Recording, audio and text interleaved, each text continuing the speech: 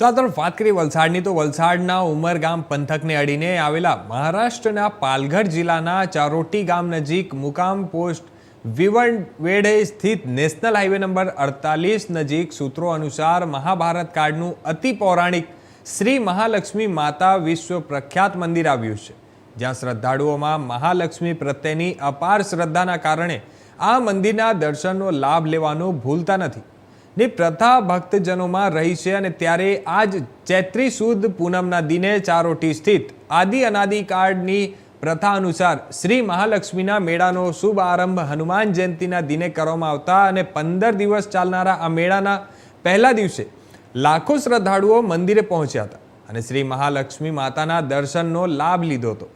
મેળા દરમિયાન એક છેક અમદાવાદથી લઈ અને મુંબઈ અને કર્ણાટક સુધીના શ્રદ્ધાળુઓ મેળા અને દર્શન માટે આવતા હોય છે।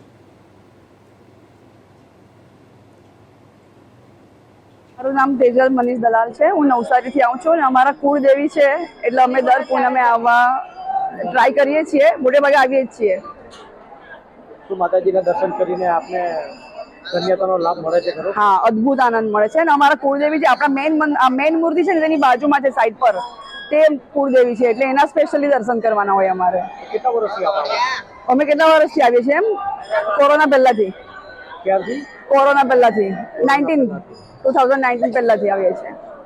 આ મેળામાં તમે દર વખતે હાજર? ના, અમે દર્શન કરીને જતા રહીએ, મેળામાં નથી આવતા।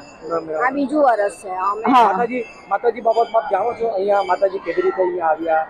ના, ઘટના કેમની કોઈ તમને? ના, એ વડીલો કેવી કે આપણા કુળદેવી છે એટલે આવો, એટલે આવવાનું, દર્શન કરીને શ્રદ્ધાથી જતા રહેવાનું દર્શન કરીને। મારું નામ નીતિન જયંતિલાલ બલસારા।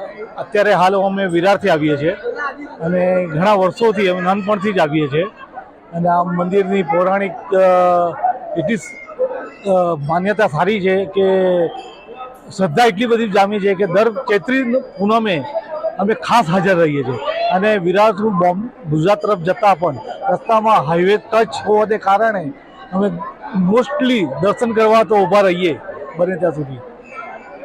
આ માતાજી બાબતમાં આપ શું જાણો છો? અહીંયા મહાલક્ષ્મી માતા ખુદ અહીંયા મહાલક્ષ્મી થયા છે? હા, સ્થાપિત થયા છે। શું જાણો છો આ માતાજી બાબત? માતાજીને તો એમ જાણીએ કે અત્યારે તો એમ ખબર છે કે પહેલાં કંઈક પહાડ પર હતા અને ત્યાં પછી કંઈક દર્શન લોકો કરી નહોતા શકતા હોય એકદમ ઉપર જઈને, તો માતાજી નીચે પ્રગટ થયા અને અહીંયાના દેશવાસીઓએ અહીંયા એમને स्थापित કર્યા। मेरा नाम किशोर सातवे है। मैं यहाँ पे इस ट्रस्ट में एज ए कोषाध्यक्ष हूँ, ट्रेजरर हूँ। यहाँ पे जो मेला लगा है ये पालघर ज़िले का सबसे बड़ा मेला जान के मतलब उनकी पहचान है। यहाँ पे श्री महालक्ष्मी माता जी का जो मेला लगा है वो आज से शुरू हो रहा है और तकरीबन ये 15 दिन चलेगा। 27 तारीख तक ये मेला चलेगा।